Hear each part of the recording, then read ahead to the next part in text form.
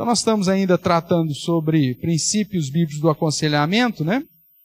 E já começamos, essa é a terceira aula, que estamos falando sobre resolução de conflitos, que acaba abrangendo todas as outras áreas, né? Pastor, como tratar a questão de relacionamento conjugal? Como tratar de problema de conflito entre irmãos? Como tratar de conflitos de irmãos da igreja? Os princípios aqui são aplicados a toda situação. E eu quero relembrar contigo aquilo que nós vimos agora há pouco na reunião de oração. Eu convido você então a abrir novamente a palavra do Senhor lá em Filipenses, no capítulo 2.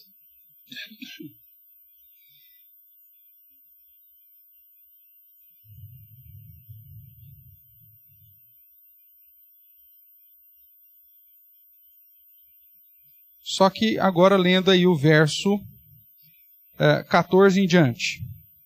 Nós vimos na reunião de oração, né, o princípio da humildade, do esvaziar-se, da obediência, como padrão da semelhança de Cristo para ser aplicado no nosso dia a dia, justamente para que pensemos a mesma coisa, tenhamos o mesmo amor, sejamos unidos de alma, tendo o mesmo sentimento, não fazendo nada por partidarismo nem por vanglória. Então, a humildade, o esvaziar-se e a obediência como a base de tudo. E aí no verso 14 nos diz assim, vamos ler juntos?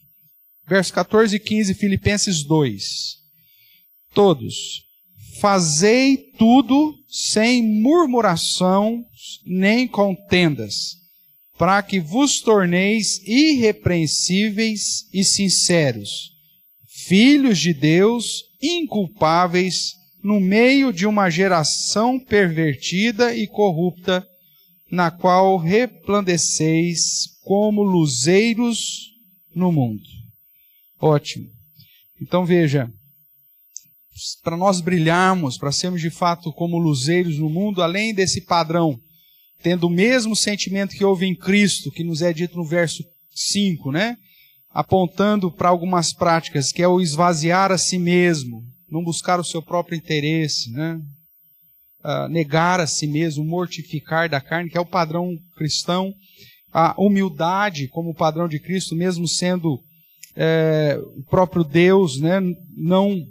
Não julgou com usurpação ser igual a Deus, mas se esvaziou a si mesmo, se humilhou, tornando-se obediente. E aí, somado a essas três posturas, humildade, esvaziamento de si mesmo e a obediência, aí nós temos mais uma postura que Paulo apresenta aqui, que isso vai nos conduzir justamente a sermos luzeiros nesse mundo, fazendo tudo sem murmuração nem contenda.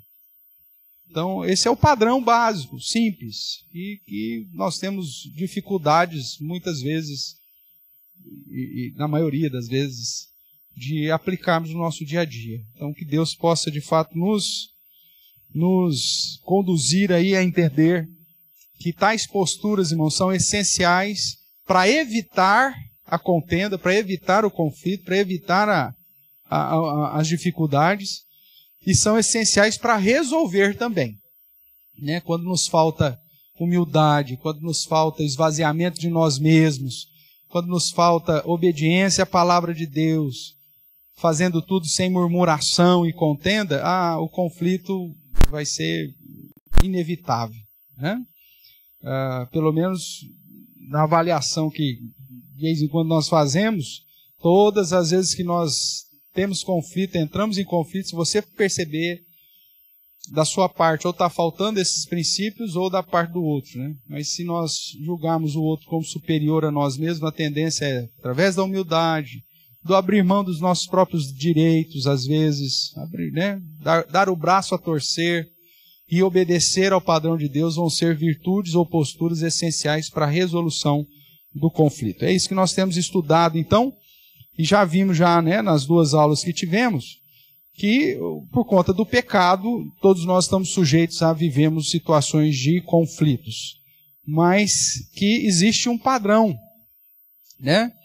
Mesmo para aqueles que não obedecem à palavra do Senhor, existe um senso comum que deveria ser usado aí para para auxiliar na resolução de problemas. Mas nós que somos cristãos, crentes em Cristo Jesus, além desse senso comum, além das leis, né, que o próprio Estado determina para a manutenção de uma vida em sociedade, nós temos a revelação especial de Deus, sintetizada dos 10 mandamentos, como aí uma norma, né, um padrão de normas para ser aplicado no dia a dia, de modo a evitar o conflito e, se porventura ele acontecer, uma norma estabelecida para se resolver o conflito. Então nós trabalhamos com isso. E aí, na outra aula, nas últimas duas, trabalhamos com Gênesis 3, mostrando aí que todo conflito sempre começa com um ataque à norma, com um ataque à verdade, com um ataque ao princípio, né? Ou menosprezando, ou desobedecendo mesmo. E isso aconteceu desde o início, lá com o registro da queda. Depois nós usamos como texto a situação de Jesus com a mulher adúltera, para resolver o conflito quando nós não fazemos parte dele, né? Quando é o conflito em relação a terceiros. Nós tínhamos aqui os fariseus, uma mulher que foi pega em flagrante adultério. É lógico que o foco era criar uma situação de confusão para com Jesus, mas ele não estava envolvido no problema ou no conflito propriamente. E aí nós vimos a postura de Cristo, primeiro para tentar evitar o conflito e depois, quando não deu, as posturas para resolver o conflito com a busca pela verdade, né, e fundamentos daquilo que a Bíblia diz, uma postura virtuosa para desmascarar a intenção dos envolvidos e uma ação de acordo com a sua posição na aplicação da verdade bíblica, que foi o que Cristo fez, uma vez que ele não era juiz, ele não era do sinédrio, mas não deixou de aplicar disciplina sobre a mulher e nem sobre os fariseus, né? Desmascarando-os e, no caso dela, dando uma admoestação para que ela não pecasse mais. Lembramos disso? Tudo bem?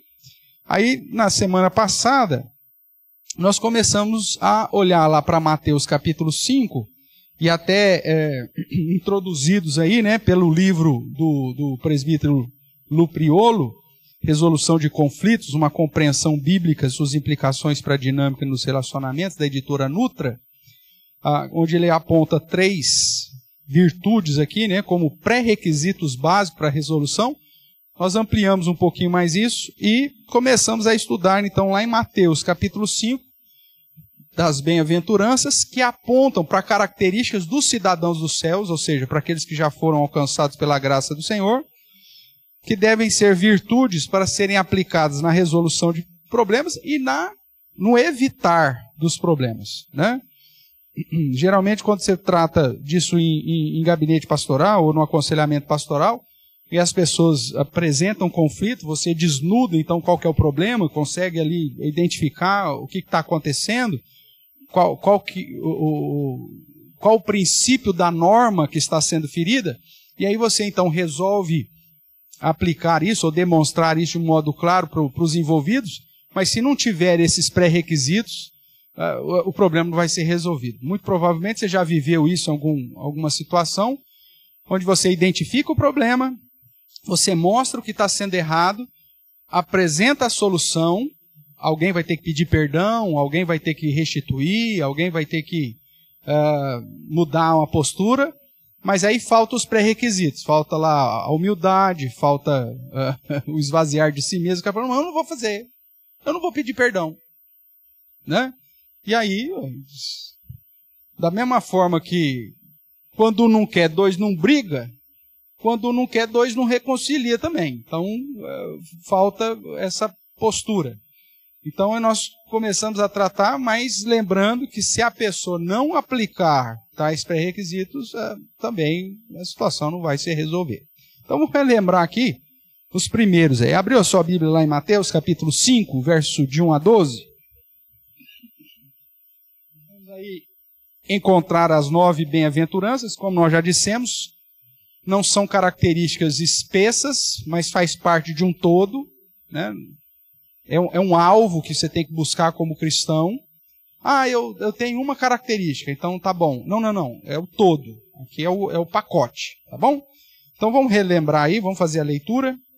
Diz assim: vendo Jesus as multidões, subiu ao monte, como se assentasse, aproximaram-se os seus discípulos, e ele passou a ensiná-los, dizendo: bem-aventurados os humildes de espírito, porque deles é o reino dos céus. Bem-aventurados os que choram, porque serão consolados. Bem-aventurados os mansos, porque herdarão a terra. Bem-aventurados os que têm fome e sede de justiça, porque serão fartos. Bem-aventurados os misericordiosos, porque alcançarão misericórdia. Bem-aventurados os limpos de coração, porque verão a Deus. Bem-aventurados os pacificadores, porque serão chamados de filhos de Deus. Bem-aventurados os perseguidos por causa da justiça, porque deles é o reino dos céus. E bem-aventurados sois quando por minha causa vos injuriarem, vos perseguirem, e mentindo, disserem todo mal contra vós. Regozijai-vos e exultai, porque é grande o vosso galardão nos céus. Pois assim perseguiram os profetas que viveram antes de vós. Então veja que há uma relação aqui das bem-aventuranças, como sucesso, alegria, né? De posturas ou virtudes, pré-requisitos da característica dos cidadãos dos céus, pois todas as promessas apontam, obviamente, para um contexto já de restauração. Então, os humildes, deles é o reino dos céus, os que choram serão consolados, e o consolo eterno sempre aplicado nas Escrituras como grande e verdadeiro, herdarão a terra, apontando também para esse novo céu, nova terra, um lugar de justiça, um lugar de misericórdia, um lugar onde eu vou ver a Deus, face a face, serei chamado filho de Deus, mais uma vez, é deles o reino dos céus, e receberemos galardão nos céus. Então é sempre essa ideia do súdito, do rei, né, celeste e de características, portanto, daqueles que são crentes. E aí, como pré-requisito básico para a resolução de problema, a primeira que nós estudamos é essa humildade de espírito, que é o reconhecimento de que nós precisamos de Deus, que nós não somos melhor do que ninguém, todos nós nascemos condenados em nosso pecado, e em Cristo Jesus é que somos alcançados pela graça. Então, quando nós temos esse reconhecimento, essa humildade de espírito, essa humildade espiritual de reconhecer que somos depravados e que os pecados estão em nós e que estamos sujeitos a cometê-los todos, né? E que somos todo farinha do mesmo saco, esse princípio de humildade acaba nos conduzindo a olhar o outro como igual e nunca superior, nós como superiores a eles. Então nós já vimos isso. E lembrando, né, que esses que eu pus asterisco aqui é porque no livro lá, Resolução de Conflitos, a compreensão bíblica e suas implicações para a dinâmica dos relacionamentos, lá do Lupriolo, ele usa então esses como princípio. São 4. Os que tiver com asterisco é porque ele trabalha no livro lá. O segundo pré-requisito que nós começamos a trabalhar é a contrição, ou seja, bem-aventurados os que choram. Esses que choram, você pega o termo aqui, é a ideia daquele choro de tristeza, um choro de contrição pela realidade do nosso próprio pecado. É esses que serão consolados. Nós vimos nos textos aí, inclusive Tiago 4, né, que diz que nós devemos transformar o nosso riso em choro, em pranto, em contrição, né, para buscarmos a Deus, para nos achegarmos a Deus. É esses que choram pelo seu próprio pecado, pelo fato de, como diz Paulo, né, querer o bem e fazer tudo errado de novo, de mesmo saber dos princípios, das virtudes, não conseguir colocar em prática como nós gostaríamos, ou seja, lamentar isso. Isso precisa, que é o reconhecimento que somos pecadores, né? E que é difícil demais, na resolução de conflitos, principalmente conflito conjugal, né? Como é difícil você chegar para o cônjuge e falar assim, eu pequei, me perdoa, eu estou agindo errado. Mas isso é chorar, é nesse sentido. Depois nós vimos, terceiro ponto aí, a mansidão, mais uma vez aí com asteriscos, né? Mostrando que é um dos temas que ele trata. Os mansos herdarão a terra. Aí nós estudamos aí qual que é a perspectiva de ser manso. O manso, ele na visão bíblica, não é que ele é o tonto, mas é aquele que confia no julgamento do verdadeiro juiz, sabendo que a ira dele não produz a justiça de Deus, e que ele tem que aguardar no Senhor, né? Talvez um exemplo, a Bíblia chama Moisés de um homem manso, mas eu acredito que o maior exemplo de mansidão seja de José do Egito. Ele tinha uma promessa, deu tudo errado, todo mundo perseguindo o cara, dando tudo errado para o cara, mas o cara continua servindo a Deus, esperando a justiça vinda do Senhor. E é justamente dessa forma que ele termina, já como governador do Egito, tendo a possibilidade de aplicar sobre os irmãos da sua vingança, e ele diz assim, estou acaso eu no lugar de Deus? Ou seja, é o reconhecimento de que a justiça vem do Senhor e que ele é manso, mesmo tendo a possibilidade de aplicar a sua vingança, ele prefere depositar a sua confiança em Deus. Isso é manso. Por isso herdarão a terra, né? É Deus quem nos dá. Já estudamos isso também. Depois, a aspiração pelo céu, né? Nós trabalhamos o ter fome e sede de justiça. A ideia de viver aqui como um cidadão do céu. E esse é um dos grandes problemas, irmãos, que nós temos dentro do nosso cristianismo, né?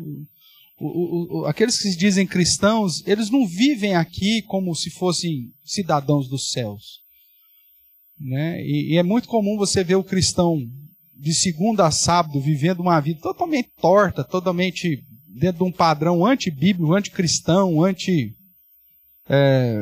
padrões e pré-requisitos. Aí no domingo se maqueia de uma piedade miserável, e aí vem, né, com cara lavada, como se fosse um anjo, só falta as asas batendo aí.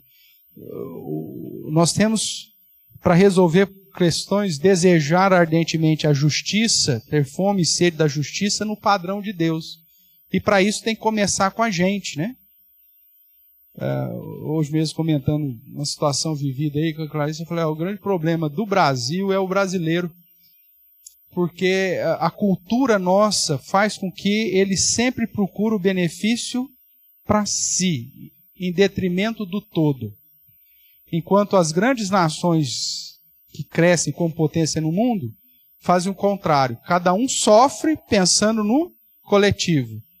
Isso não faz parte da nossa cultura, né? Porque eu quero que a justiça seja aplicada nos outros. Mas quando for na minha vez, eu quero que tenha uma brecha. Eu quero burlar.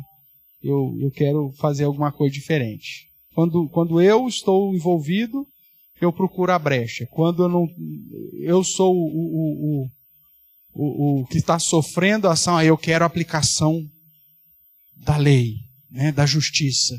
Isso não é um padrão cristão. Nós, como crentes, deveríamos buscar isso. E aí nós paramos a semana passada tratando aqui da misericórdia, como mais uma característica, o pré-requisito para a resolução. A justiça e a misericórdia, né, tem que andar de mãos dadas. É nesse sentido, por exemplo, que Salomão, em Eclesiastes, vai dizer que não devemos ser demasiadamente justos. Com que sentido, né? Não ser demasiadamente justo. É que, primeiro, que nós não somos justos integralmente. Não podemos, o nosso pecado não nos deixa. Por mais que tenhamos um senso de justiça, o pecado sempre deturpa isso. Por isso, então, o equilíbrio é a misericórdia, de considerar o outro como alvo de misericórdia, da mesma forma que eu fui alvo dessa misericórdia. Deus me perdoa uma dívida imensa, então eu posso ser misericordioso com o outro que tem uma dívida pequena para comigo, comparado com aquela que eu tinha em relação a Deus. Aí nós vimos as parábolas, inclusive, do credor incompassivo, que foi perdoado de uma dívida exorbitante, né? Não sei quantos mil denários lá, e que estava ali querendo receber uma dívida pequena comparado com aquilo que ele foi perdoado. Muitas vezes a tendência para o conflito é que a gente também quer que as pessoas ajam conosco com misericórdia, né? E quando é a nossa vez, aí nós queremos agir só com justiça. isso gera problema, isso gera conflito e isso não resolve também os problemas. Nós temos que buscar ter fome e sede da justiça, ou seja, aspirar pelo padrão do céu, é verdade, mas não nos esquecendo que não estamos no céu ainda, que estamos ainda no mundo caído e que as pessoas falham, que as pessoas erram, que as pessoas pecam e que eu vou ter que perdoar, vou ter que ser misericordioso muitas vezes, como também as pessoas vão ter que ser misericordiosas e me perdoar muitas vezes, né? Então, é equilibrar. Na verdade, irmãos, volta lá naquele padrão que vimos em Cristo. Esvaziar a si mesmo, ser humilde e obediente. Basicamente isso, tá? Se a gente conseguir que as partes envolvidas na resolução voltem os olhos para o padrão bíblico de não buscar o seu próprio interesse, de não olhar o outro como superior a si mesmo, você como superior aos outros, não fazer nada por partidarismo, com murmuração, contenda, mas usar o padrão que vimos em Cristo, a resolução do problema vai estar muito mais perto de nós, tá bom? Caminhando então agora nos que nos faltam aí, né? Nos 4 pré-requisitos a mais, nós chegamos aqui naquilo que eu chamo de santidade. Você vai entender porque que eu estou chamando de santidade aqui. O verso de número 8. O que diz aí o verso de número 8?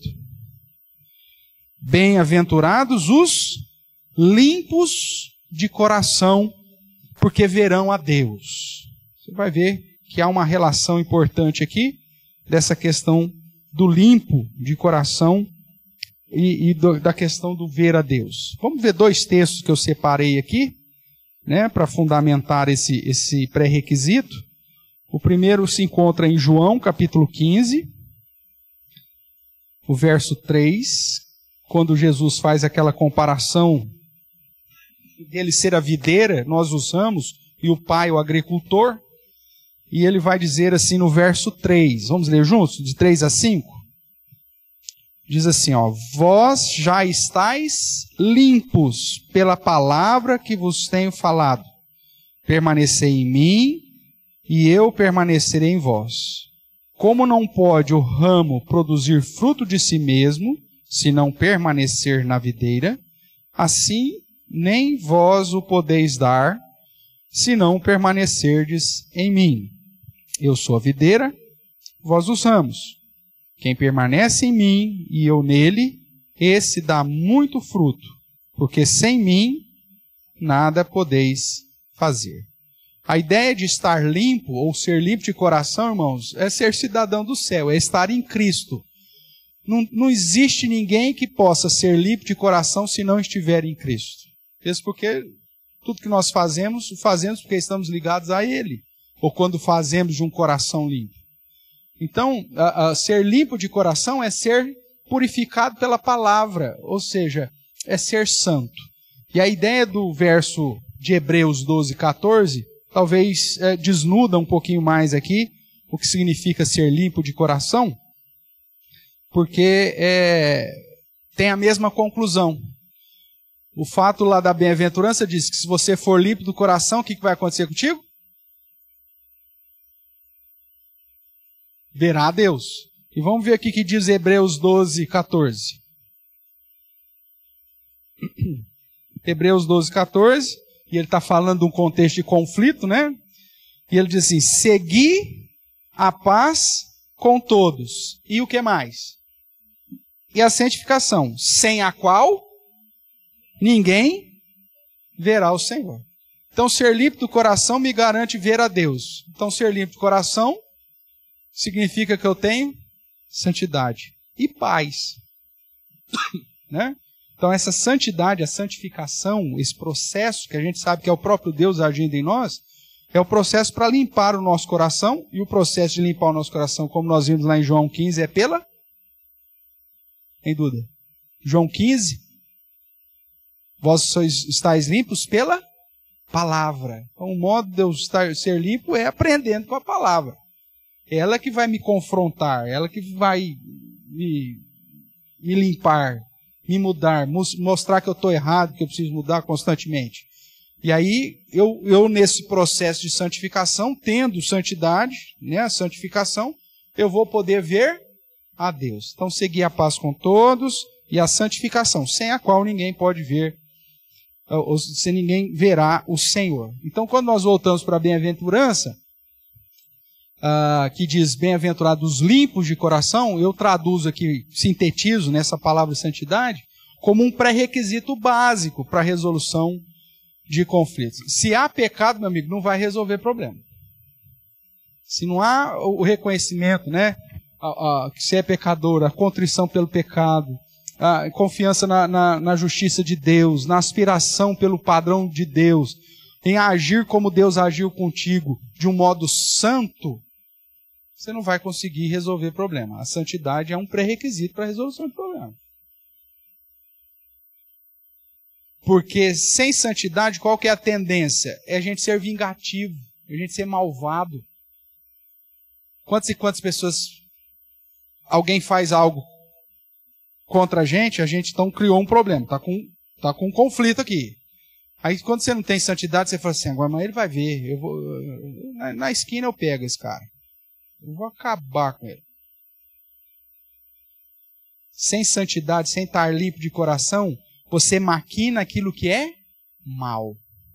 Um coração limpo é aquele que está disposto a andar em santidade, porque é aquele que vai ver a Deus. Então, está tudo bem. Ele abre mão da vingança, porque ele sabe que a vingança vem do Senhor, como nós estudamos semana passada em Romanos 12.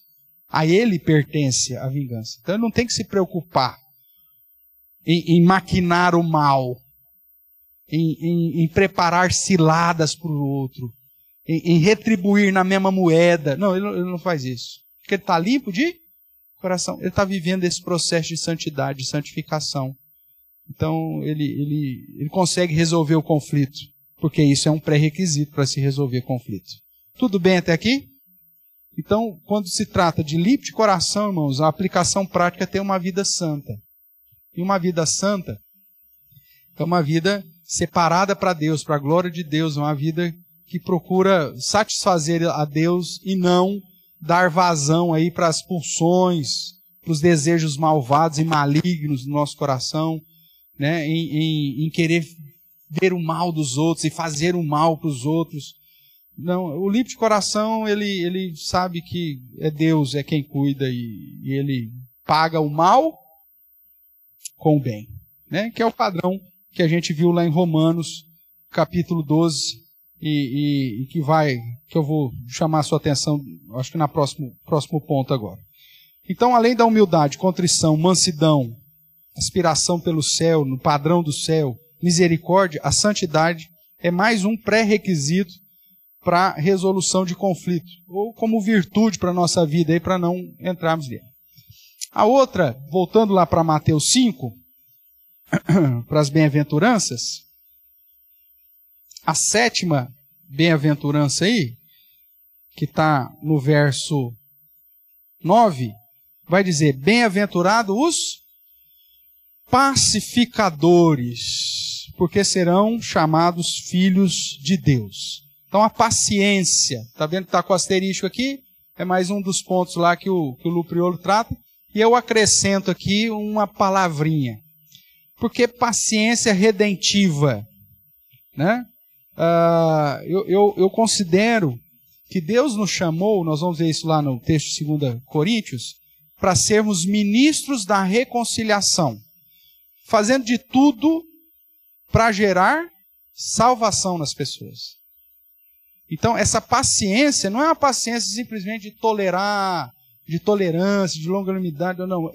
Ela é intencional, é uma paciência. Eu vou suportar esse negócio porque eu quero ser ministro de reconciliação, eu quero apresentar o Evangelho, eu quero apresentar uma solução de mudança de vida. Tá? Então, esse deveria ser o nosso padrão.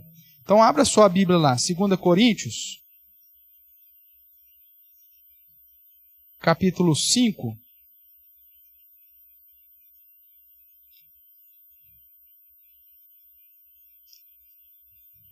2 Coríntios 5, versos 18 a 21. ele vai dizer assim, acompanha a leitura que eu farei, irmãos. Ora, tudo provém de Deus, que nos reconciliou consigo mesmo por meio de Cristo e nos deu o ministério da reconciliação. A saber que Deus estava em Cristo reconciliando consigo o mundo, não imputando aos homens as suas transgressões, e nos confiou o quê? A palavra da reconciliação. De sorte que somos embaixadores em nome de Cristo, como se Deus exortasse por nosso intermédio. Em nome de Cristo, pois, rogamos que vos reconcilieis com Deus. Aquele que não conheceu o pecado, ele o fez pecado por nós, para que nele fôssemos feitos justiça de Deus. Então, essa paciência como pré-requisito é uma paciência para gerar uma reconciliação não só entre nós e aquele que é o nosso faltoso, mas para gerar reconciliação nossa e reconciliação desse que está envolvido com Deus. É uma reconciliação horizontal e vertical. Então, a paciência como pré-requisito, ser pacificador, não é simplesmente aquela ideia de pôr panos quentes. Porque se você pôr panos quentes, o problema vai voltar daqui a pouco. Né? Para não voltar, você precisa que as partes envolvidas se reconciliem primeiro com Deus. Porque se o cara está reconciliado com Deus, ele está vivendo uma vida cristã, mesmo que aconteça alguma outra situação de problema, vai ficar muito mais fácil resolver. A perspectiva bíblica é que entre os cristãos fica mais fácil de resolver o problema do que entre ímpios. Porque não é uma reconciliação simplesmente horizontal. É promover uma reconciliação com Deus. Você estando bem com Deus, você vai agir corretamente com o seu próximo. Porque se eu amar a Deus acima de todas as coisas, eu vou amar o meu próximo como a mim mesmo. E exortados pela palavra, mesmo que eu pise na bola, mesmo que eu gere um conflito, em algum momento essa reconciliação com Deus vai me conduzir a reconhecer e a buscar a reconciliação também com o meu próximo. Então, essa paciência, ela é uma paciência que busca a redenção, busca a reconciliação da outra pessoa com Deus. Um outro texto aqui para fortalecer isso, esse princípio. Romanos, capítulo 12. Todo o capítulo é importante, nós já mencionamos isso na semana passada, mas eu vou pontuar aqui algumas coisas. Então, o verso 14 diz lá: abençoai os que vos perseguem, abençoai e não amaldiçoeis. Veja, irmãos, mais uma vez é o processo do esvaziar, da humildade e da obediência. O padrão nosso natural é fazer o que com aqueles que nos perseguem?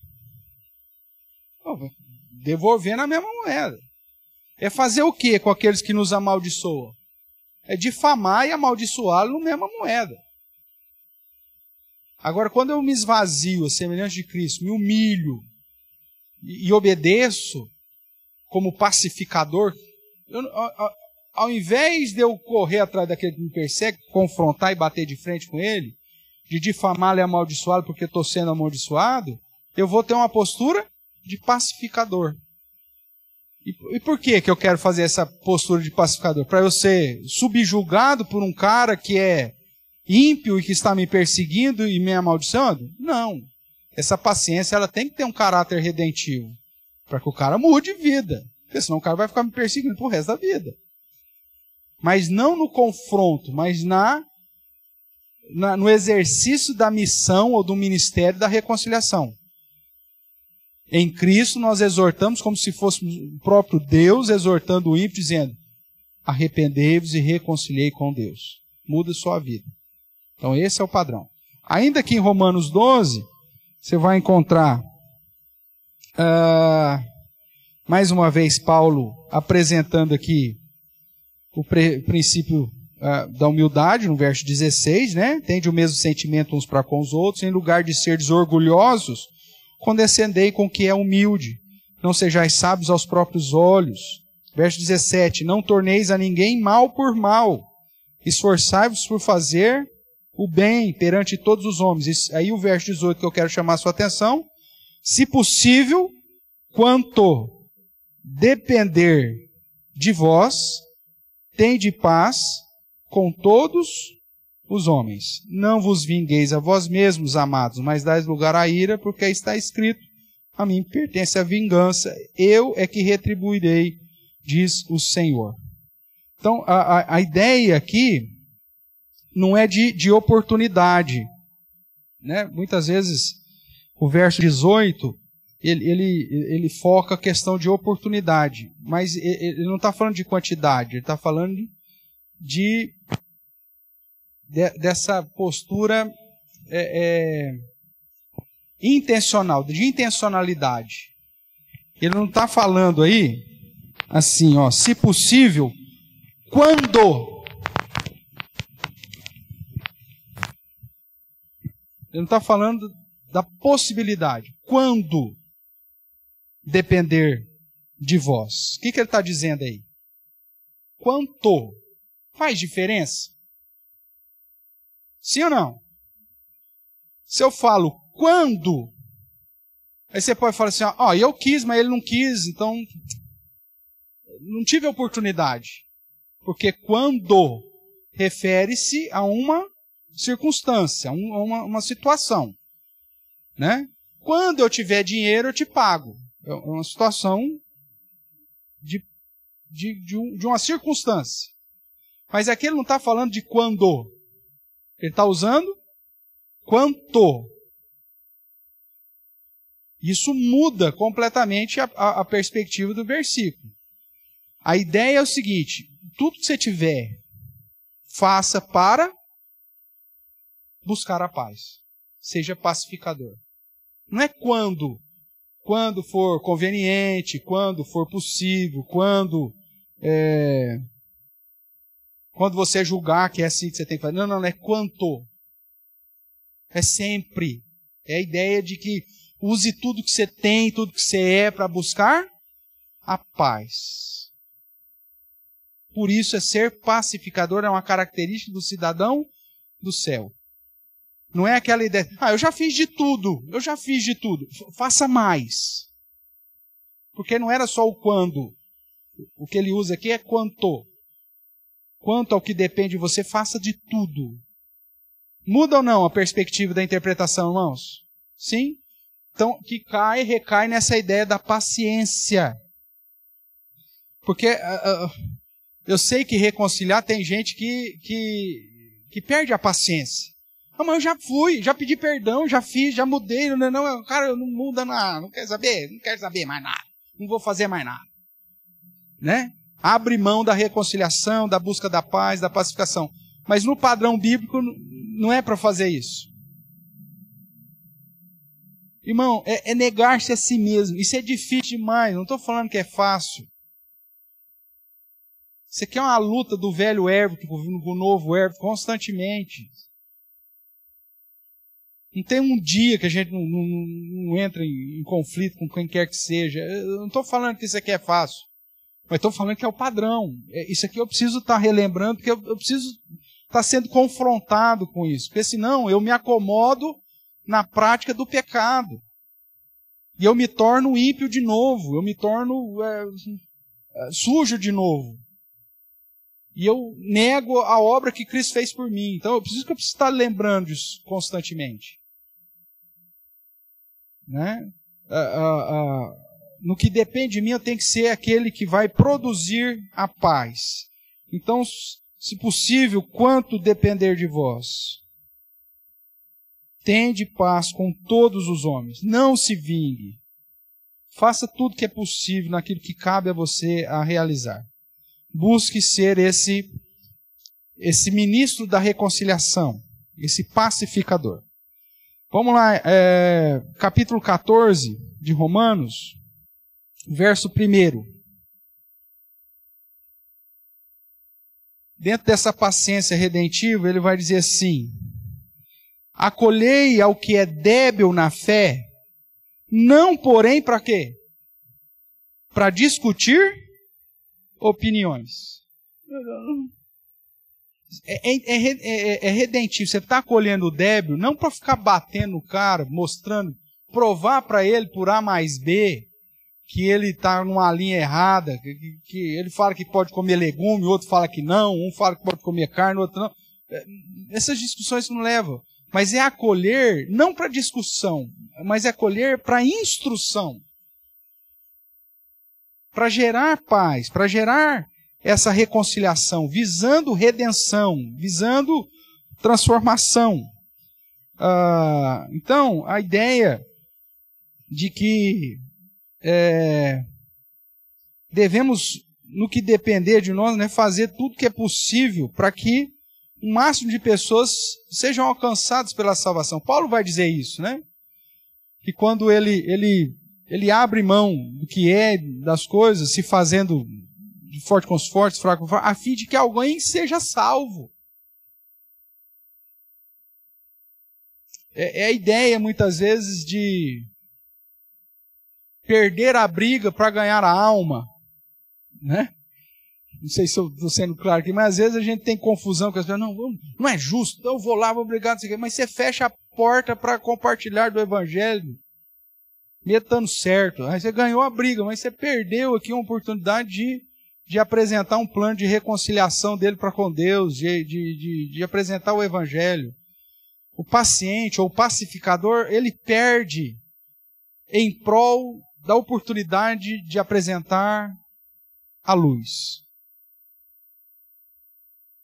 Isso é buscar a paz.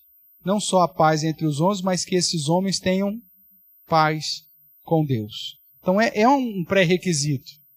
Às vezes na paciência eu vou ter que tolerar de novo o erro do meu irmão, do meu esposo, da minha esposa, do meu filho, do meu pai, né? E como eu quero ver a redenção completa, a mudança permanente, eu vou tolerar, eu vou ter essa paciência, né? Essa quietude de andar a segunda milha, de esperar mais um tempo para ver Deus fazendo a obra no coração, seja lá de quem for.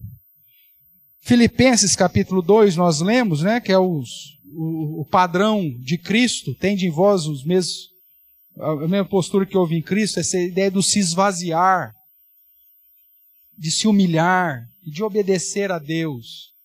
Né? Filipenses 2, de 5 a 8, vai tratar justamente disso. O esvaziar, o se humilhar e o se submeter, se colocar em obediência. Isso vai contra diretamente o nosso coração, irmãos.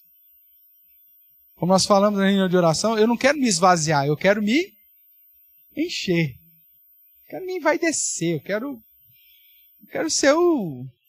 ter o reconhecimento de tudo e de todos. Né? Eu não quero me humilhar, abrir mão, deixar. Eu quero ser reconhecido. Eu não quero me humilhar. Eu quero me orgulhar, eu quero me envaidecer. Eu não quero me submeter, me sujeitar, porque obediência significa sujeição, submissão. Não, eu não quero. Eu quero fazer a minha vontade, não a vontade de Deus. Então isso aqui é um confronto direto. O pacificador, ele abre mão para buscar essa paz. Não só entre as pessoas envolvidas, mas para fazer com que essas pessoas envolvidas estejam em paz com Deus. Por isso é um pré-requisito essencial para resolução de conflitos. E aí, para terminar, voltando para Mateus, eu quero usar aqui o mesmo evangelho para fortalecer esse padrão aqui de pacificador, dessa paciência redentiva. Lá no capítulo 5, ainda dentro do mesmo sermão, essa ideia da paciência redentiva é aplicada aqui no verso 44 e 45. Eu vou ler do 43. Ele diz: ouvistes que foi dito, amarás o teu próximo e odiarás o teu inimigo. Eu, porém, vos digo, amai os vossos inimigos e orai pelo que vos perseguem, para que vos torneis filhos do vosso Pai Celeste, porque Ele faz nascer o sol sobre maus e bons e vir chuva sobre justos e injustos, para que vos torneis filhos do vosso Pai Celeste. Qual que é a bem-aventurança aí, o resultado dos pacificadores? Verso 9, bem-aventurados os pacificadores, porque eles são chamados filhos de Deus. E aí no mesmo sermão ele dizer, para que eu seja filho, para que me torne filho do vosso Pai Celeste, eu tenho que amar o meu inimigo e orar por aquele que me persegue. Buscar a paz até com os caras que me perseguem. E orar aqui não é oração imprecatório, tá? É orar no sentido de que Deus tenha graça e misericórdia e que haja redenção para a vida desse meu inimigo e daquele que me persegue. Irmãos, esse padrão, que é aquilo que eu falei na reunião de oração, é o fundamento, é a base do esvaziar, do humilhar, do submeter. E que às vezes como cristão nós não queremos. Às vezes nós temos conhecimento de teor teológico profundo, mas nos esquecemos do básico. E aí quando acontece um conflito entre irmãos, não, pastor, não vou perdoar não tem como. Não, pastor, ele não me honrou. Ou a pessoa não olhou para mim, o que ela pensa que ela é? O que você pensa que você é? Essa deveria ser a pergunta.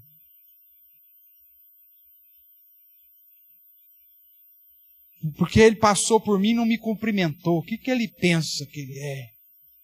E o que você pensa que você é? Você pensa que é o seu quê? Que todo mundo tem que vir enjoelhar no seu pé e beijar o dedão? Você não sabe, o cara está com a cabeça não sei na onde, está com um problema, aconteceu não sei o que, ele passou e não viu. E mesmo que se ele tivesse feito isso como sendo seu inimigo, te perseguindo, te desprezando, qual que é o padrão bíblico? Esvazia a si mesmo, humilhe e submeta-se. Você vai amá-lo, vai orar por ele. Não se ficar todo inflamado, tudo doído, porque o cara não te cumprimentou. Não faço mais nada nessa igreja. Você está demonstrando, irmãos, que você não entendeu absolutamente nada de cristianismo. E que a sua vida é uma mentira muito grande. E que você realmente talvez tenha que ir embora mesmo. Pelo menos vai ser uma casca de ferida a menos.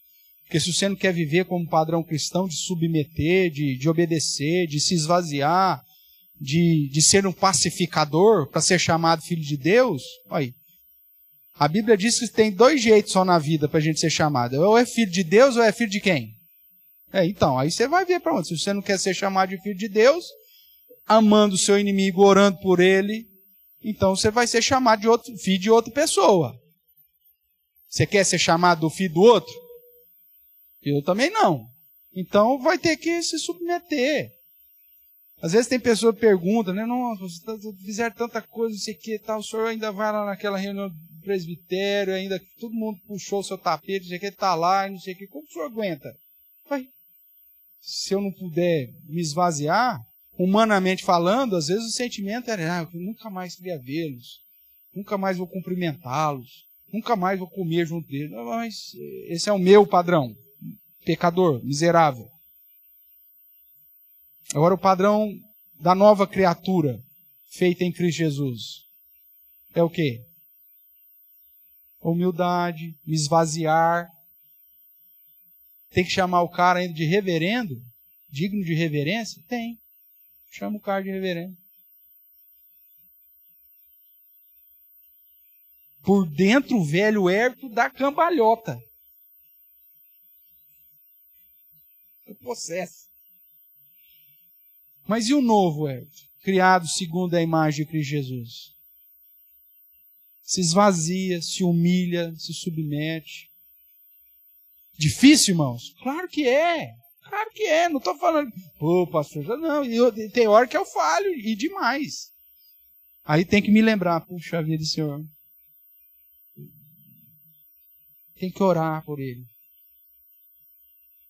Tem que amá-lo. Porque o Senhor me amou e eu era inimigo teu. O Senhor me perdoou quando eu ainda estava morto nos meus delitos e pecados. Virtudes para resolução de conflito, irmãos. Fácil? Não, fácil é ir para o inferno. Aí é fácil. Se você quiser um negócio fácil, eu tenho a receitinha para você, porque a porta é larga, a estrada é, né, fácil, beleza. É largo, o caminho que leva para perdição, é fácil. Agora, o de glorificar aquele que nos salvou, aí é caminho, portinha apertadinha, caminho estreito. É isso, eu preciso entender isso se eu quero viver um cristianismo autêntico. Ai, pastor, eu quero viver um cristianismo que ninguém me persiga, que ninguém faça mal. Impossível, irmãos. Impossível. Se você observar o Antigo Testamento, o Novo Testamento, você vai ver que boa parte do Novo Testamento são cartas escritas para resolver conflitos da igreja. Sabe por quê? Que a grande parte dos livros ou das cartas pastorais e dos evangelhos, grande parte dos evangelhos está tratando de resolução de conflitos entre crentes? Porque isso não acontece. É isso? É lógico que não. É porque isso vai acontecer a todo instante. É por isso que a Bíblia fala tanto sobre resolução de conflitos e quais os pré-requisitos necessários para você solucioná-los. Faça tudo sem murmuração, nem contenda. Busque a paz, haja assim, haja assado, ama isso, ama aquilo. Se o teu inimigo tiver fome, dá de comer, tiver sede, dá de beber. Por que fala tudo isso? Você tem cartas específicas que é só sobre resolução de conflitos. Você pega Filemão, por exemplo, uma carta de resolução de conflitos. Filipenses, Evódica e Sintique, pensar e concordemente do Senhor. Pega 1 Coríntios, 2 Coríntios, é tudo para resolução de conflitos.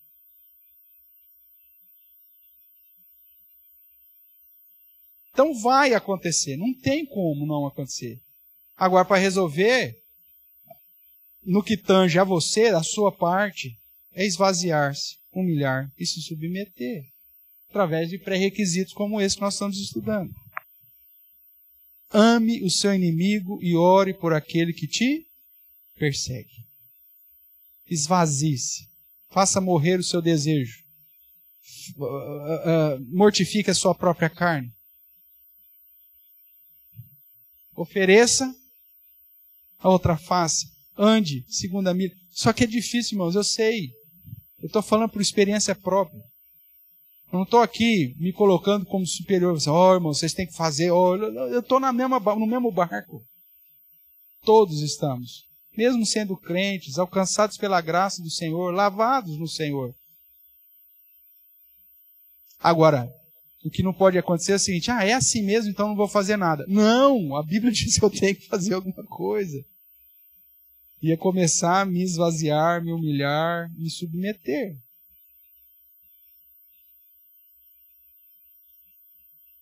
Não vou mais na SAF, porque a Júlia falou tal coisa para mim, não sei o quê. Ame a Júlia.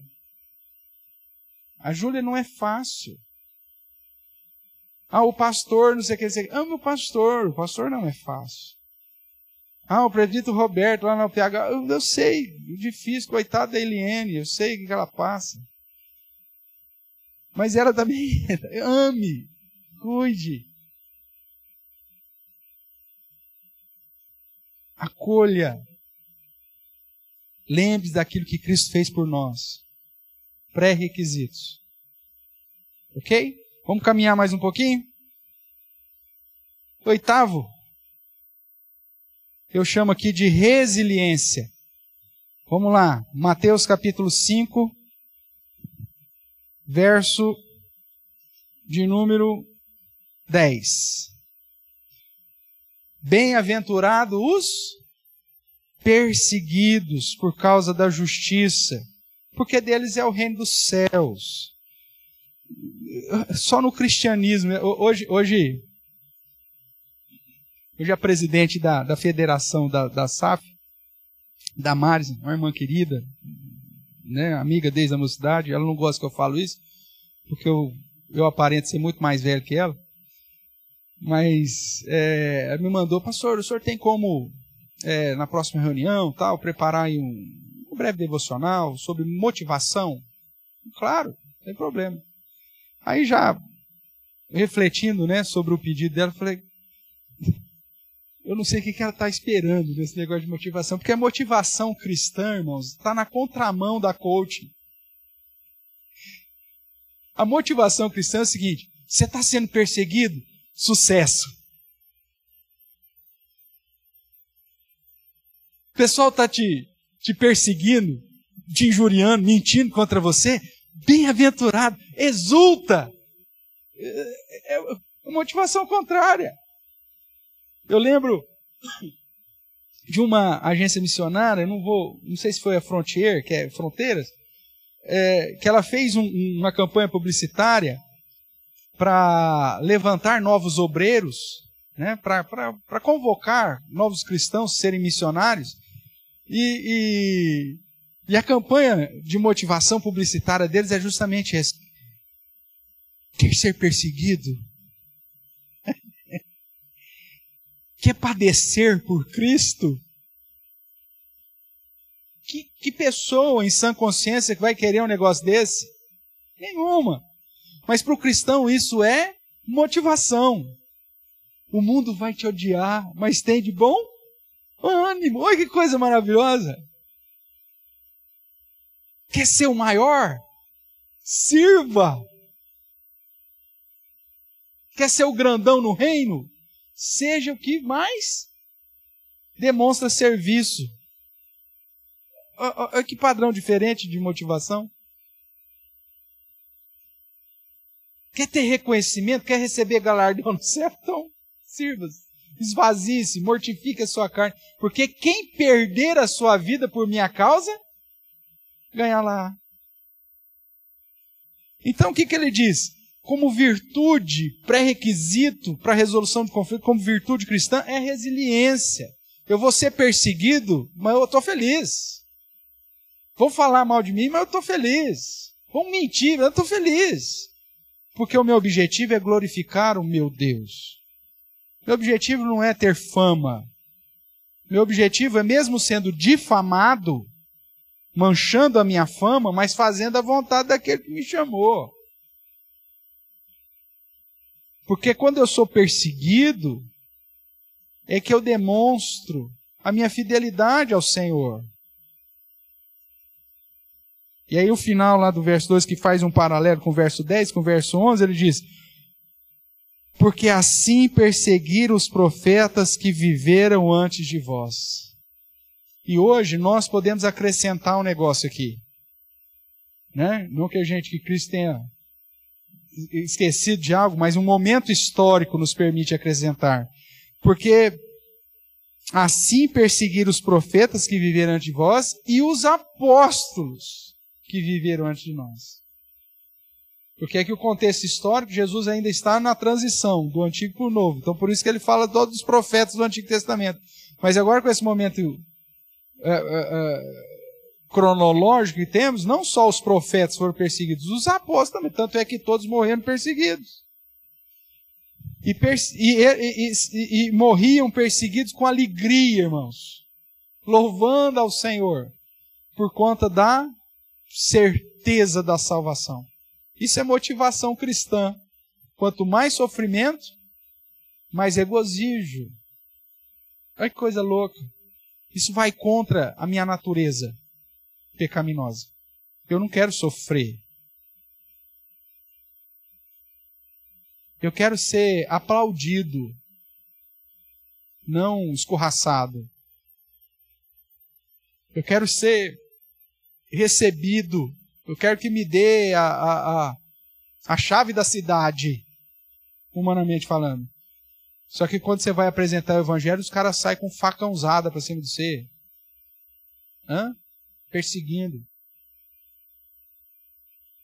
Como acontece em tantos campos, no contexto que nós vivenciamos por um período lá na África. Você não vai chegar, irmãos, eu sou um missionário, vim trazer as boas novas do evangelho, e as pessoas, os ímpios, vão falar, nossa, que maravilha. Não, muito pelo contrário, ninguém pediu para você vir aqui no meu país, eles vão falar. Você é um estrangeiro aqui, você é um abiludo aqui, você acha que a sua cultura é melhor que a nossa? E vão nos perseguir. Mas bem-aventurados sois quando vos perseguirem por causa da justiça. Por causa do reino de Deus, por causa da justiça de Deus. Se você está sendo perseguido por conta da sua postura iníqua, aí é outros 500, tá? Pedro vai dizer isso para nós. Ninguém seja perseguido por causa da postura errada. Mas se sois perseguidos por Cristo, aí está valendo. Vamos ver essa resiliência de suportar a perseguição como um pré-requisito aí para a resolução de conflito. Vamos lá justamente para esse texto. 1 de Pedro 4. 1 Pedro, capítulo 4, verso 12.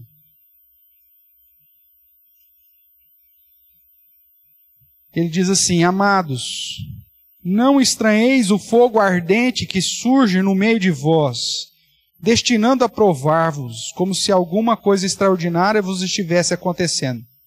Pelo contrário, alegrai-vos na medida em que sois coparticipantes dos sofrimentos de Cristo, para que também na revelação da sua glória vos alegreis exultando. Se, pelo nome de Cristo, sois injuriados, bem-aventurados sois, porque sobre vós repousa o Espírito da glória e de Deus. Presta atenção agora. Não sofra, porém, nenhum de vós como assassino, ou ladrão, malfeitor, ou como quem se intromete em negócios de outrem. Mas se sofrer como cristão, não se envergonhe disso. Antes, glorifique a Deus com esse nome. Então veja, ser perseguido por causa da justiça, segundo Pedro, é sofrer por ser cristão. Por agir de acordo, em conformidade com o padrão de Cristo. Não é porque, pastor, estou sendo perseguido no trabalho. O que você fez lá no trabalho? Chego atrasado todo dia, não bato as minhas metas, toda hora me pego no cafezinho, e eu ainda dei um rombo na empresa lá por algo errado que eu fiz lá. Eles estão me perseguindo agora. Meu amigo, leva a bucha, velho. O problema é seu.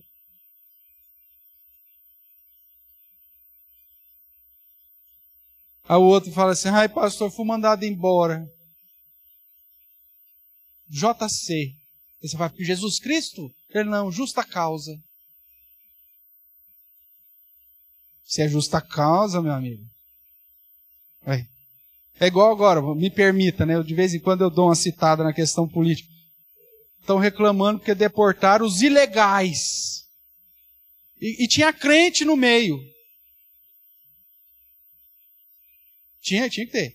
Tinha crente no meio. Aí um pastor falou assim: porque muitos desses ilegais são irmãos nossos. Eu não devia estar lá. Se está ilegal, você não devia estar lá, Zé.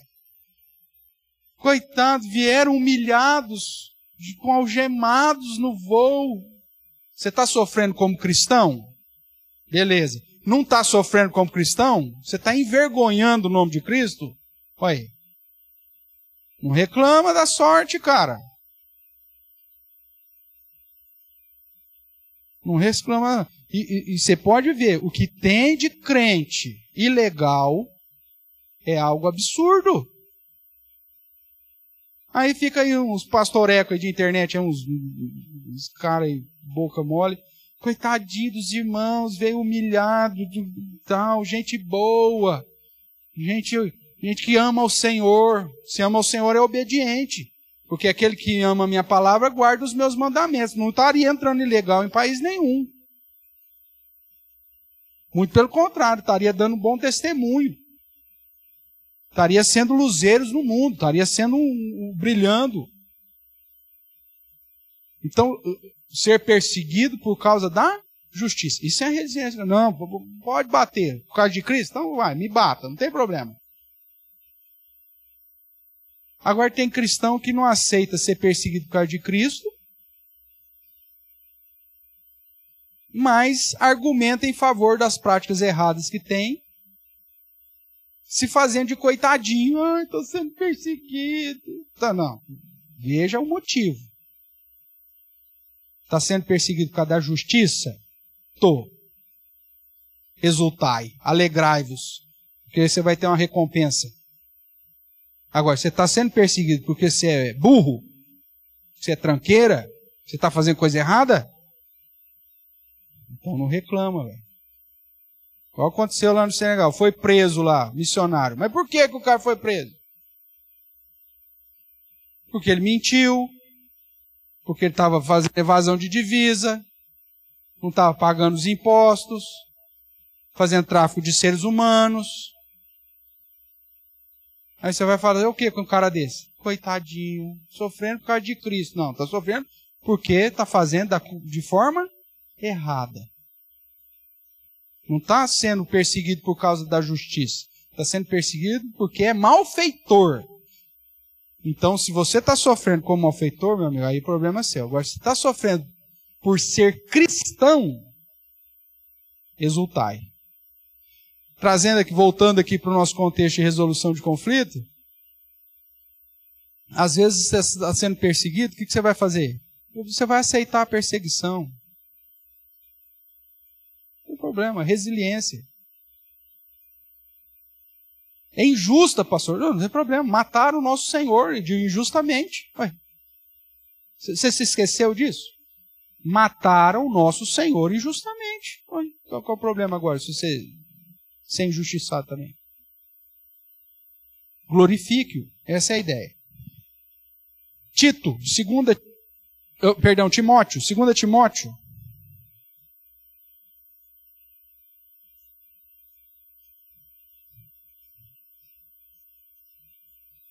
Segunda Timóteo 3,12.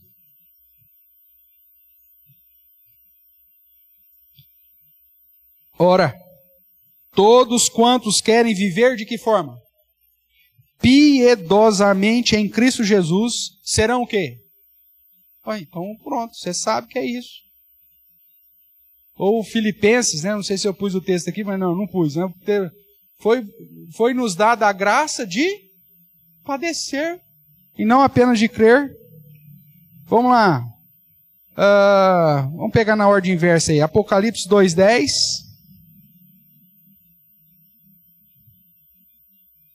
Apocalipse 2,10.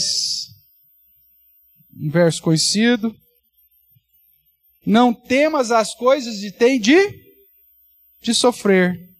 Eis que o diabo está para lançar em prisão alguns dentre vós, para ser postos à prova, e tereis tribulação de 10 dias.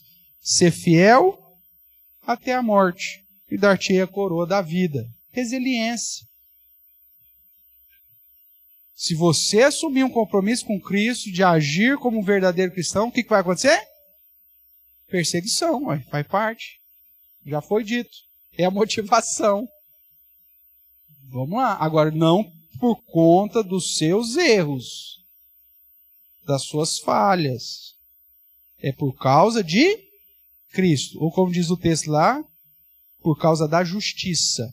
Tudo bem? 2 Coríntios 12:10.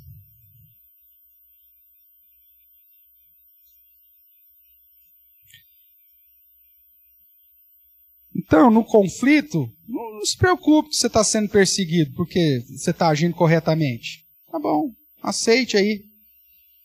Deus vai retribuir, é assim que ele promete. 2 Coríntios, capítulo 12, verso 10. Paulo diz assim, 2 Coríntios, capítulo 12, 10. Pelo que sinto nas fraquezas, nas injúrias, nas necessidades, nas perseguições, nas angústias, por amor de quem? Por amor de Cristo. Porque quando sou fraco, então é que sou forte. Irmãos, a vida cristã está na contramão de tudo aquilo que a nossa sociedade apresenta. É o contrário. E João, capítulo 15, verso 20.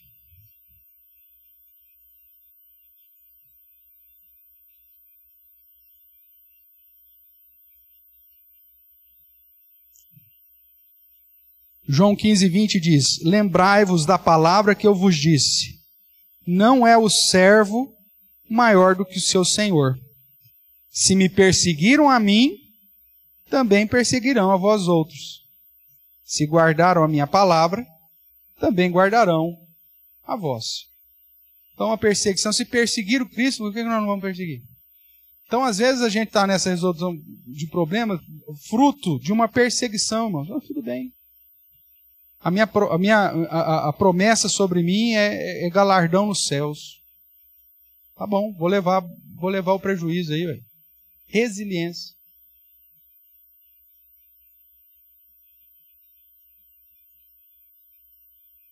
Aquela situação que nós vivemos, né, aqui em Araraquara.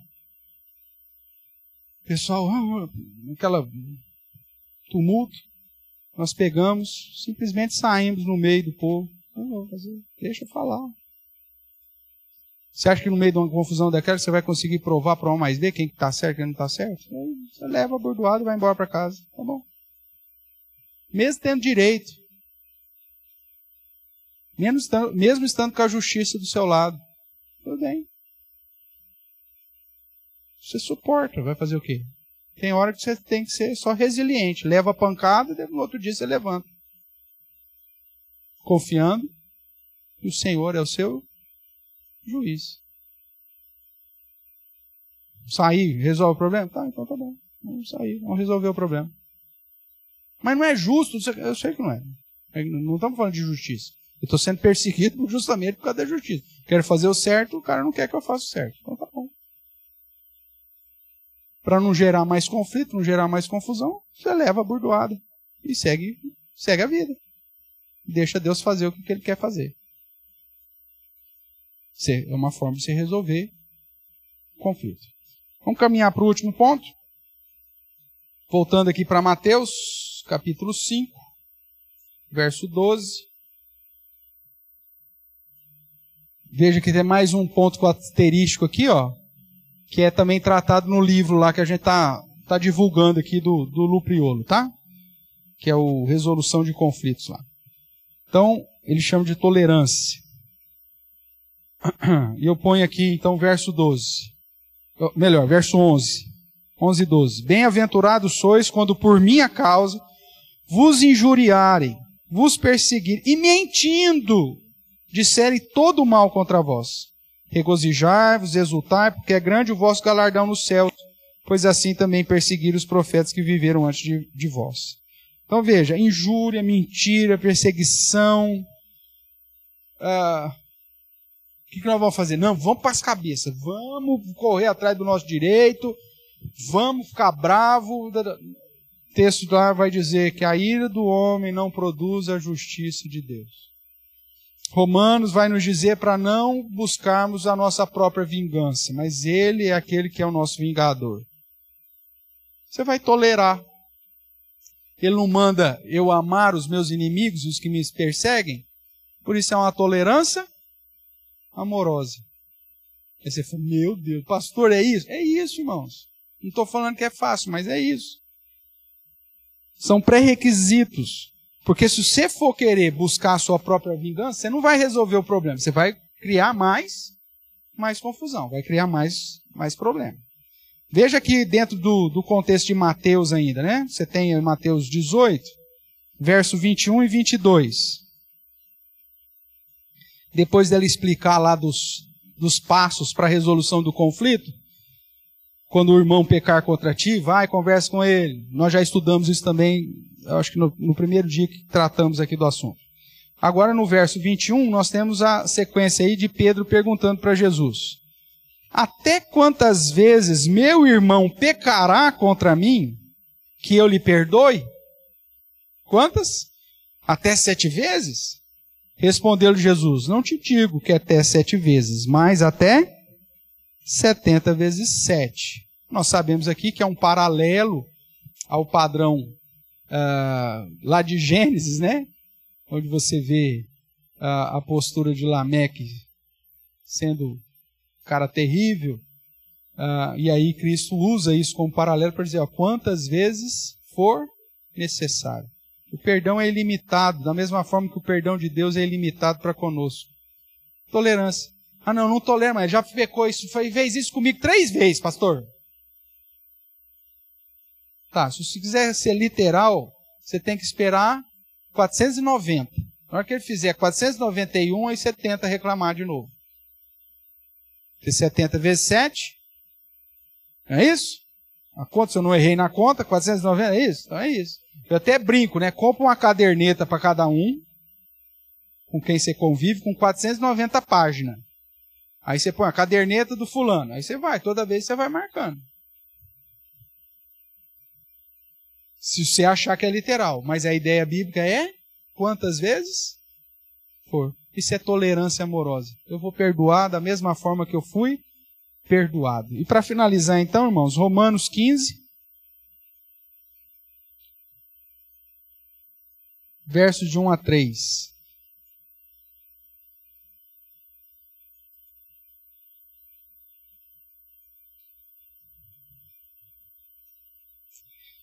Ora, nós que somos fortes, devemos suportar as debilidades dos fracos e não agradar-nos a nós mesmos.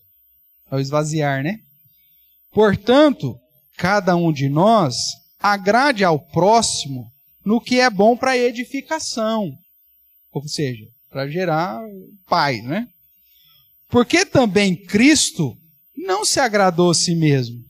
Antes, como está escrito, as injúrias dos que te ultrajavam caíram sobre mim. Mais uma vez o padrão de Cristo, de tolerar amorosamente as injúrias, as perseguições, a difamação, a mentira, tudo aquilo que falam contra você. Isso não vai ser motivo para criar mais conflito. Quando você tem uma tolerância, mesmo que ele difama, não, tudo bem. Você vai provar que eles estão errados através do seu procedimento. É isso que Pedro vai dizer lá no contexto, inclusive, lá de sofrer como cristão. Que nós, agindo corretamente, vamos envergonhar aqueles que nos difamam sem motivo. Vamos ver lá, para fechar? Volta lá para Pedro.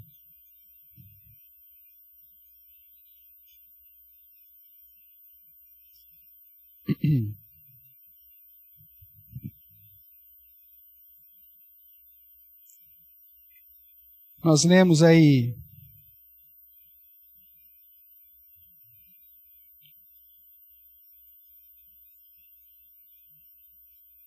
o contexto da perseguição. Vou ler a partir do 13.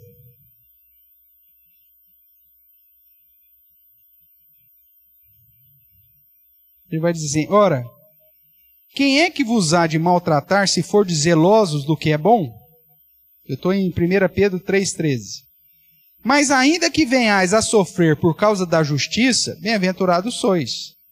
Não vos amedronteis, portanto, com as suas ameaças, nem fiqueis alarmados. Antes, santificai a Cristo como Senhor em vosso coração, estando sempre preparados para responder a todo aquele que vos pedir razão da esperança que há em vós.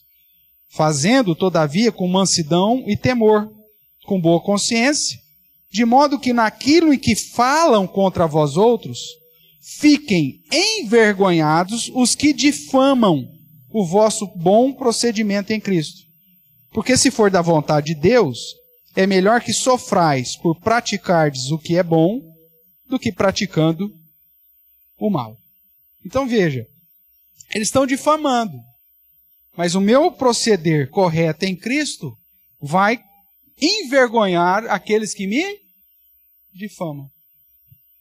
Vamos falar um monte de besteira quando você quer andar certinho em Cristo. Quer se aparecer, só que o seu procedimento, o modo que você está andando no dia a dia, o justo, a pessoa correta, ela vai enxergar e falar assim: mas peraí, o fulano falou isso do cara, não é isso que eu estou vendo na vida dele, não.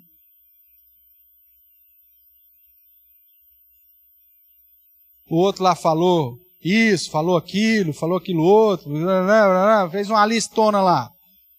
Mas eu estou olhando, observando esse cara não não fez absolutamente nada daquilo que o outro falou. Quem que fica envergonhado? Quem difamou, se o seu procedimento é correto. Então, diante do conflito, irmãos, está difamando, não sei o quê. Deus é o seu juiz. Para resolver o problema, tolera, sabendo que quando ele estiver mentindo, difamando, perseguindo, falando aquilo que não deve de você, e se você está fazendo corretamente, sofrendo como verdadeiramente cristão, Deus é o seu juiz. E ninguém pode se levantar contra o nosso vingador. Deus, no momento certo, vai aplicar da sua vingança. Eles vão cair que você não vai nem ver. Simplesmente confie. Então, para finalizar, tolerância amorosa, que é mais um dos pontos pré-requisitos que o autor aqui que eu estou citando também usa. Nós acrescentamos aí as bem-aventuranças, porque entendemos que todas esses pré-requisitos ou virtudes devem ser características nossas. São características do cidadão do céu. Eu preciso ter humildade de espírito, contrição, eu preciso ter mansidão, aspiração pela justiça do céu, misericórdia, coração limpo, ou seja, santidade, paciência redentiva, resiliência, tolerância amorosa. Eu preciso disso. Quanto mais eu me esvazio, quanto mais eu me humilho, quanto mais eu me submeto ao padrão que Cristo mostrou, tendo o mesmo sentimento que houve em Cristo, mais eu me achego a essas virtudes, e mais possuindo essas virtudes, mais eu vou ter os pré-requisitos necessários para a resolução de conflito. Perdoando, pedindo perdão, agindo de misericórdia, chorando pelos meus erros, com um arrependimento verdadeiro, né, reconhecendo que sou depravado, que careço, né, do perdão divino e do perdão do meu próximo. E aí a tendência é resolver os problemas. Para fechar aqui esse estudo aqui das bem-aventuranças, as práticas necessárias para a resolução de conflitos, sintetizando tudo, né? Quando diz que eu tenho que amar o meu próximo, amar até o meu inimigo, então amor, perdão, obediência ou sujeição, arrependimento, que é a contrição, a confissão de pecados. Se você não confessar o seu pecado, não resolve o problema, tá? E a restituição. O que é restituição? Porque tem situações que não basta simplesmente você pedir perdão. Né? No padrão da lei civil bíblica, toda situação que você fazia que gerava um prejuízo para alguém, você tinha que restituir. E no caso da resolução do conflito também. Às vezes não é uma restituição financeira, irmãos. É uma restituição emocional. Nós vamos estudar isso aqui com mais vagar. É uma restituição emocional. É uma restituição de atenção. Você vai ter que restituir de alguma forma. Não adianta você falar pedir perdão. Não adianta você simplesmente, confessei, eu realmente não tenho te dado atenção. Tá. Você me perdoa? Perdoa, tá bom. E no outro dia você faz as mesmas coisas. Então, nós vamos trabalhar depois com essas práticas aqui, cada uma delas, para deixar o mais claro possível que essas práticas, de acordo com aqueles pré-requisitos, essas práticas sendo aplicadas, é o que vai, de fato, resolver a resolução. Há falando da restituição, né, há uma prática, inclusive, de aprendizado, né? Quando eu tenho que restituir de alguma forma, eu penso duas vezes antes de fazer a mesma prática. É o padrão da multa que nós temos dentro da lei civil. De onde que veio essa questão? Vem lá da lei judaica. Se você pegou a vaca de alguém emprestada e a vaca morreu lá fazendo um serviço para você, o que você tem que fazer? Tem que restituir. Né? Dá não sei quanto lá e mais uma vaca pro cara, porque matou a vaca do cara. Esse negócio da restituição acabava, então, ensinando didaticamente a pessoa a tomar mais cuidado com as coisas dos outros. Ou a ter as suas próprias, para o cara parar de ficar pedindo as coisas emprestadas dos outros. Porque tem gente que vive só de pedir coisas emprestadas dos outros. Não tem nada na vida, só pede emprestado. E aí quebra as coisas dos outros, pediu emprestado, e você me desculpa, me perdoa. Mas você está dando prejuízo. O padrão bíblico é você restituir. E aí resolve o problema. Porque mesmo que o cara pediu perdão e resolveu, o cara fala, tá bom, vai. Para evitar problema, ele fica no prejuízo, mas vai ficar aquele ranço. Porque não foi restituído. Então vamos trabalhar isso aqui mais à frente, se Deus quiser, na próxima semana. Mas essas são as práticas necessárias para a resolução. Os pré-requisitos nós já vimos. São as bem-aventuranças lá, pautado nas bem-aventuranças. Agora as práticas, aquelas virtudes, aqueles pré-requisitos têm que gerar isso aqui. Amor, perdão, obediência, arrependimento, confissão e restituição. E aí nós vamos trabalhar um pouquinho cada um delas para deixar mais claro. Tudo bem? Alguma pergunta, irmãos? Tranquilo até aqui? Difícil tudo, né? Não é fácil, não. E é tão somente porque não é fácil que a gente toda hora está entrando em conflitos. Mas é possível a gente caminhar para glorificar o nosso Deus. Né? Seja no contexto familiar, seja no contexto conjugal, seja no contexto fraternal, congregacional, social. E essa é a nossa ideia. Aprender para a gente aplicar. De um modo a cada dia crescendo no conhecimento, na graça do nosso Senhor. Amém?